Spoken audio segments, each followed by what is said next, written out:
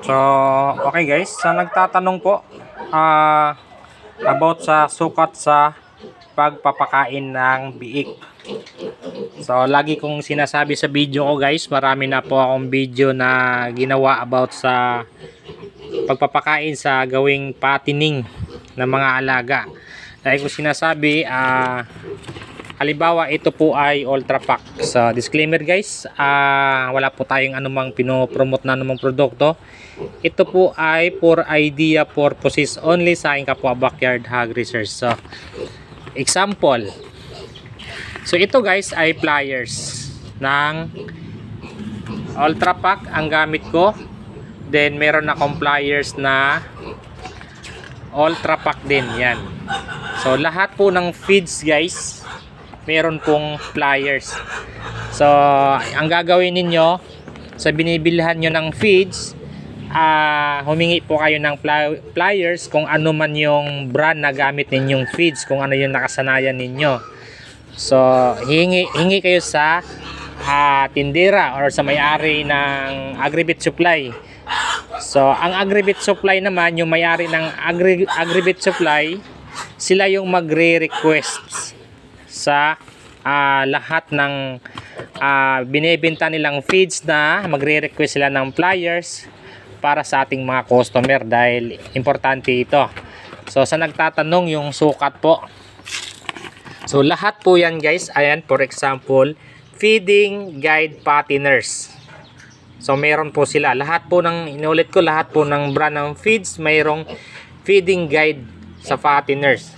So example, Ultra Pack Booster to Piggy Bloom. So booster po yan, iba lang yung tawag sa nila, pero yan po ay booster.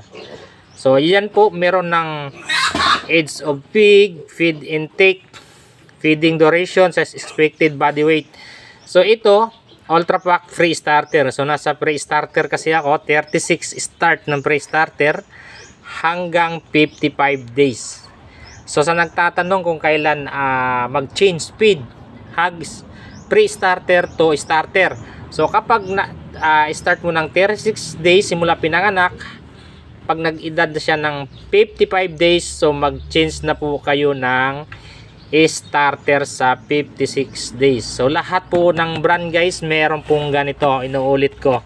Kaya andito na po lahat ng impormasyon. Kaya hindi ako nagbibigay ng sarili kong sukat dahil depende po kasi sa gamit ng feeds. So may iba't ibang sukat po bawat brand ng feeds.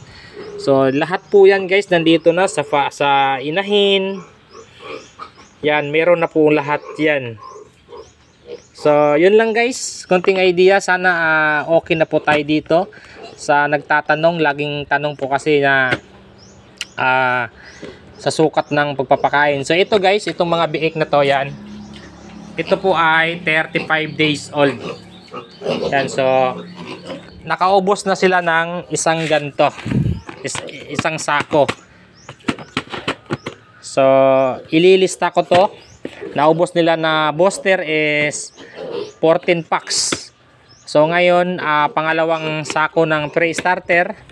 So kapag nag-edad na ng 55 days old, yan, so mag-change speed ako ng starter. So ililista ko guys kung ilang sako ang mauubos nila ng pre-starter, ay mula sa booster, pre-starter, starter, grower, at sa malapit ng ibenta is finisher. So ililista ko lahat guys sa 14 piglets kung ilan lahat yung magagastos ko at ilang sako ang mauubos.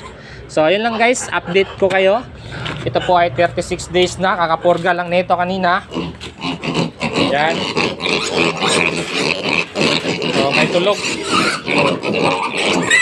So ayun lang guys, abangan nyo po yung computation natin kung ilang sako lahat simula pinanganak hanggang sa may benta, kung magkano ang magagastos. Maraming salamat. Happy farming everyone. God bless.